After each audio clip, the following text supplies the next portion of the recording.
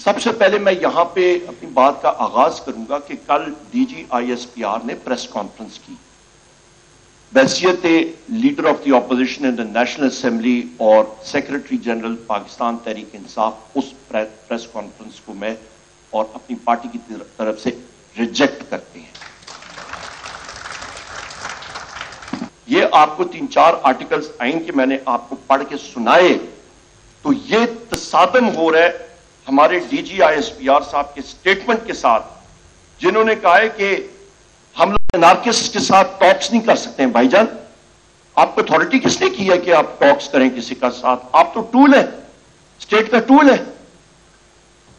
Authority دے گا وزیر اعظم، بیساکھیوں والا وزیر اعظم ہو صحیح، ہم لوگ چلے مان لیتے ہیں بیساکھیوں والا وزیر اعظم ہوگا، وہ کرے گا. اس کے بعد آپ کے پاس وہ خود کہتا ہے کہ جی talks are held between political forces not between army and political leadership.